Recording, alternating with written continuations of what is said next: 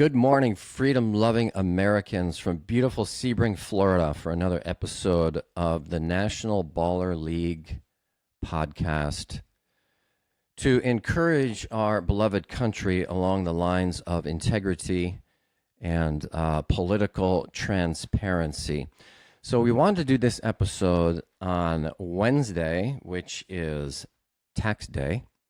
So as part of our mission, we will be, for all intents and purposes, abolishing the income tax as part of doing the right thing in America as well. So as tax day was Wednesday, we were busy doing our taxes. So here we are on Friday, coming out with a session on how we're going to get our 28th Amendment passed in our country to take our federal government back. They have heisted, they have stolen our country from us, our politicians. Our federal politicians have violated the intentions of our founders by going against what their will, what their recorded on paper intentions were for this American experiment to work. So factually, we have never implemented the Constitution in full in this country. And when we do, with our 28th Amendment, this country will transform in transparency, accountability, and likely prosperity, because there'll be less theft by our politicians in our country with our 28th Amendment. What is the 28th Amendment? It's Article the First, as recorded on paper by George Washington and James Madison primarily, other founding fathers as well.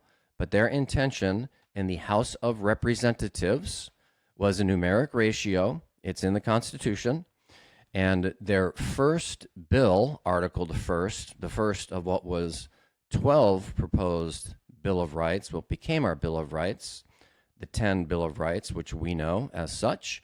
But there was 12 that was proposed, 12 actual amendments. The first and most important one, Article the First, to George Washington specifically, was representation in the House so that we did not lose control of our federal government, so that it did not become the Leviathan, the massive blob that it is today, that's completely serving itself and not us, we the people. George Washington and James Madison knew that mankind being what it was, we're here on this fallen earth, and we're likely to become funny over time, a little bit self-interested, selfishly self-interested, such that, well, let's take a current example, maybe just, a congressional member, a House of Representatives member, a guy named, Eric Swalwell is in the news lately. Now, I do not want to pick on Democrats or Republicans. They're Republicrats. It's a uniparty. We know it's a uniparty, but as it turns out, they're in their own little parties. And when we talk about a guy like Eric Swalwell, it's difficult to separate him from his party. But this is not about Democrat, Republican. They confuse us and they divide us with that. But in the case of Eric Swalwell, he was in fact we can say was now because he's bye-bye, he's gone. In a week, his gubernatorial campaign imploded in California. Not only did the campaign implode, but he's gone. He's just gone now. Why? Well, I did a post on LinkedIn yesterday with a funny picture of him and his buddy. What's his name? Senator... kind of a weird. He's in Arizona. The two of them are over in Qatar on camels on the beach, shirtless, no shirt. I mean, I could take my shirt off in this podcast studio, but I don't, because I don't know. There's no camels either. Why were they in Qatar, whatever that's pronounced? Why were they there? How were they there? Turns out they were funded by the American Qatar Business Alliance, whatever that is. Why are they paying two goofball federal politicians to fly all the way to Qatar to go on camels? And there were women, I don't know if they're married, whatever. There are these ladies with them too on the beach. as part of their trip to Qatar, but that's not even what he got taken out for. He got taken out for sex. Oh, wow. Isn't that novel? What a concept. No one else has done that before in the history of humanity, or this week, or last month. No one's ever been taken out for their sexual exploits. But here's the unique thing about our House of Representative members, such as Eric Swalwell. I remember coming across this years ago when I was in the investment advisory business. There is a slush fund in Congress, in the House of Representatives. Likely the Senate has access to it too, whatever. But there is a slush fund. As far as we can tell, recently it's $17 million of your taxpayer money and mine. $17 million earmarked for buying off women, primarily, who are the ones who are raped and sexually violated in whatever way these yahoos choose to exploit others less powerful than themselves. 17 million for these people to buy off their victims, to silence them, and legal bills, because the government has infinite cash flow to sue us or to protect us when we sue them. And their 17 million is designed to defend sexual exploits in the House of Representatives. These, right in front of our eyes, they have set up, they have stolen $17 million of our money so that they can go out and behave as they wish, like, shirtless on camels or whatever. I think there's 5 women now who have come out against Eric Swalwell. You remember Eric Swalwell in the proceeding? How many different proceedings he was... Oh, such the moral high ground Eric Swalwell had, didn't he? And how many clips over time, how many points through time. He was the moral arbiter of what is right and what is... The Me Too movement, he was huge on the Me Too movement. And he himself was raping. Well, he's alleged to have raped. I watched one of the women earlier this week, bless her heart, come out and speak against him. Is it true? Is it not true? That will come out in a court of law. But as I know, lots of women married 32 years to one, and many others, to have the guts to get on national TV with all of the spotlights and everything you're going to have on you, to come forth and share the pain, assuming it was true. I believe it was true. Assuming that she was raped by this clown. You've seen the clip of him on a bed with a whore, and the guy, was it Representative or Senator Ruben Guilano, whatever this guy's name is, who's, God willing, on the way out too, because he covered for Swalwell. But was he the one taking the pictures of Swalwell with the whore on the bed that they publish? It's so, they're creeps, they're weirdos, and they do not care about you. They do not care about me. Maybe one in the House cares. I would give Thomas Massey a possibility. I don't know him personally, but everything I've seen, he is a principle-centered. He votes conscience and clarity. But I don't know, the rest of the 434 of them, corrupt. They do not care about us. They make it look like they do, but they don't. And that's beyond the fact that they're going to get voted out soon enough anyway. So the job of our House of Representatives, according to George Washington and James Madison, is so clear: to represent you and me proportionally. We now have, 320 million or so population. Maybe it's closer to 330 million now in America. We are supposed to have the mathematical ratio that George Washington and James Madison painstakingly debated over is 1 to 50,000 population, which is you and me, so that we have proper representation and control of our federal government. What is that number today? 1 to about 770,000. So yeah, the question again is, do you feel out of control of your government? Of course, we all do. And there's a reason for it, because they intended it to be this way in the early 1900s. So all of this is going to get exposed. Excuse me. All of it's going to get exposed. And We are going to create, it's in the process now, an exchange where we're going to be able to detect fraud sooner, a tokenized character exchange called the National Baller League. It's going to be more fun than fantasy football. I promise you, it's going to be more fun than fantasy football. And all of the other gambling platforms that are out there, let's gamble on the best government we can possibly have. What a concept, right? As long as we're doing it, we're seeking entertainment, we're seeking ways to make money. We are going to be entertained and make money and prevent fraud from anyone in our culture. You're going to enter in your local Congress, your local state representative. Forget about federal. I mean, we're going to upload all of them, our 100 senators and our 435 House of Representatives members. That's what we're starting with. So you'll be able to go onto the exchange, go long. If you like Thomas Massey, I would go long on Thomas Massey today. I would have shorted Eric Swalwell. So had you shorted Eric Swalwell, which I would have, he's a goofball, he's a clown, you can tell.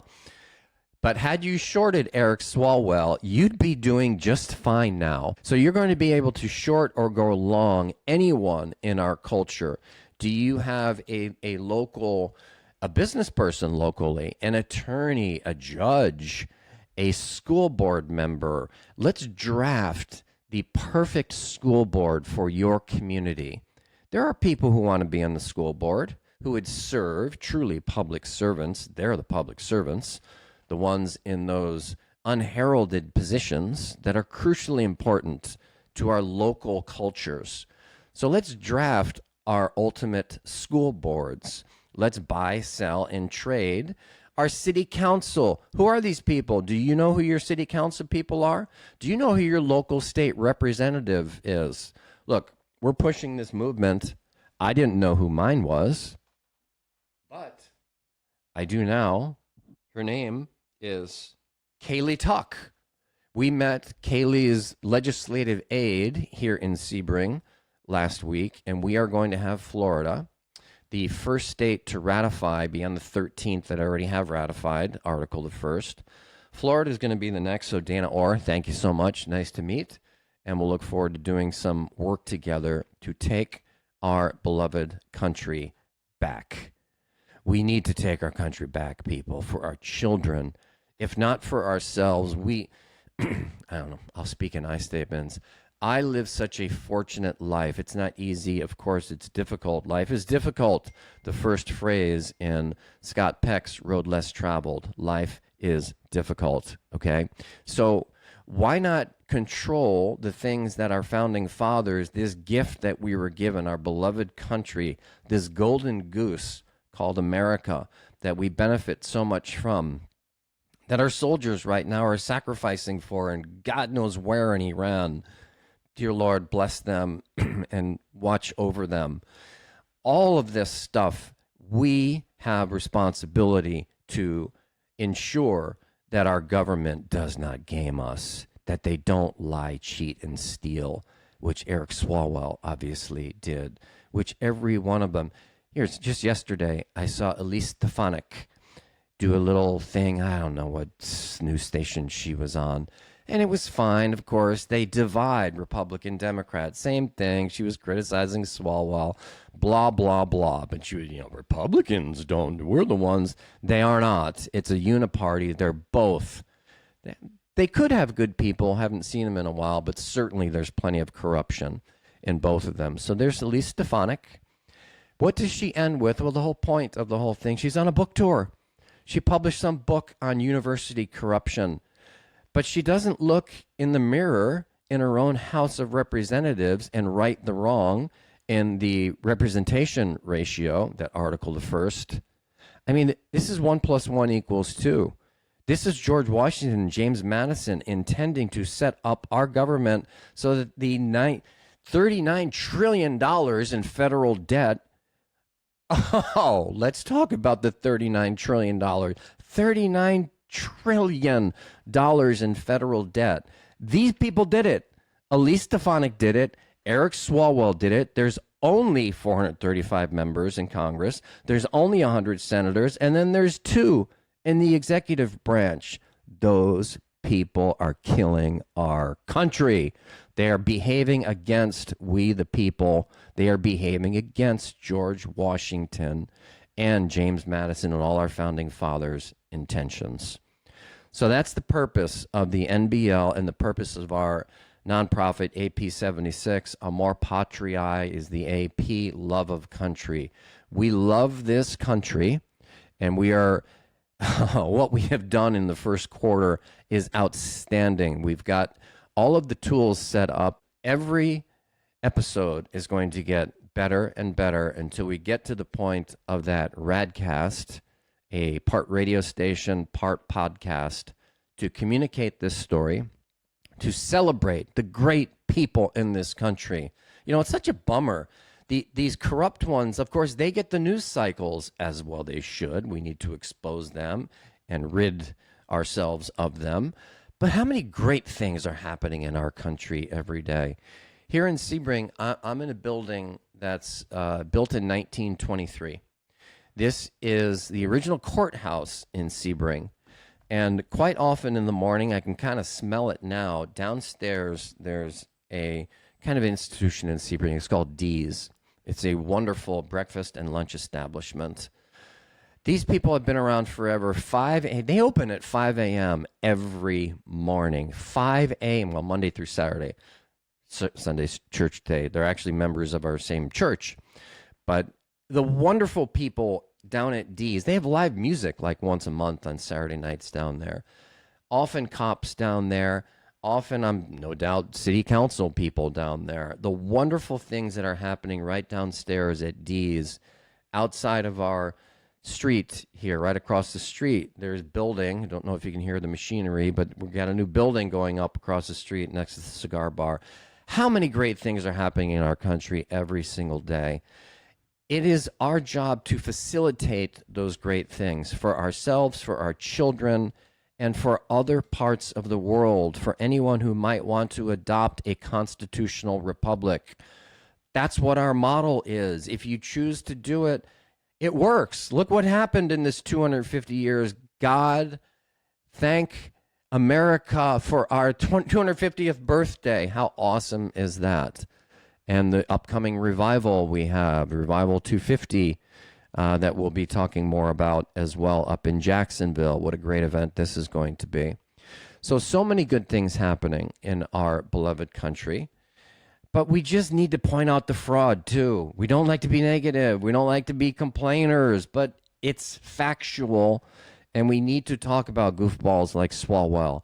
And we need to enact our 28th Amendment now as the singular most important thing we can do if we love our country, all freedom-loving Americans. If we love your country, let's get this 28th Amendment passed as soon as possible. We're going to close with our new website should be, we'll say a week or two, God willing. Can't wait for our new website to be up at ap76.org. Our new website is going to have, we'll have bling. We'll have hats, not just New York Giant hats, but AP76 hats. We've been working on those. But one of the hats we're going to have in T-shirts, it's going to be a red circle with a slash. Swindling futurity. No swindling futurity. That was a statement by Thomas Jefferson in 1825. When he also said banking establishments are more dangerous than standing armies. This was a letter to one of his buddies. Okay, let's say that again. Banking establishments, Thomas Jefferson in 1825. Banking establishments are more dangerous than standing armies. And what is our Federal Reserve Bank today? Well, it's a private banking establishment. It's not federal. It has no reserve. It is a private banking establishment. Thomas Jefferson told us in 1825, they're more dangerous than standing armies. And then he said further, he warned against, this is great, the duperies of the people. They will dupe us. What are they doing now? We're being duped by clowns like Eric Swalwell and the rest of them. He warned against Thomas Jefferson in 1825, the duperies of the people and our individual swindling futurity by allowing our federal government to take on national debt. Back then in 1825, we didn't have any federal debt. Our federal government was just born. Today, do we have any federal debt today? We've got an awesome intern, by the way. Check out Matt Miller. Matt has been a blessing to this cause, to our organization. We met through our church, and God willing, he's going to stay involved with us. But yeah, Matt, I'm just wondering, do we have any debt today, federal debt as a country? I think we do, right? I think it's $39 trillion. Thomas Jefferson said if we as individuals allow our national government to take on federal debt, we are swindling futurity from our children and future generations. So how's that feel, swindler? I am swindling futurity. That's the reason we're doing these podcasts and this effort now. I don't want to swindle futurity. Our founders didn't do it. Our founders risked everything to give us this gift. So what do you say we stop swindling futurity? Stop allowing our politicians to steal it from under our noses, to create $17 million slush funds to defend from their sexual perversions, from their rapes and their exploitations of, who knows, women, probably goats too are involved. I don't know. These people are freaks. And we are going to have a House of Representatives, well, if we go by the ratio that our founders intended, we are going to have congresspeople in our House of Representatives that aren't household names. They're humble servants. They live in our communities to represent you and me in our federal government. They don't have to live in Washington, D.C. They don't have to be subject to the corrupt lobbyists and all of that insane system that it exists every day. What is Washington, D.C. and the surrounding community? The highest income per capita of any zip code in the country is around our federal government. Come on, people. We've had enough. It's time for the 13th Amendment. We're calling it the GovSync Amendment. Your government synchronized, and we are going to stop swindling futurity. So God bless you, freedom-loving American, and we will be in touch again shortly on the cause over Amor Patriae, over love of our country. See ya.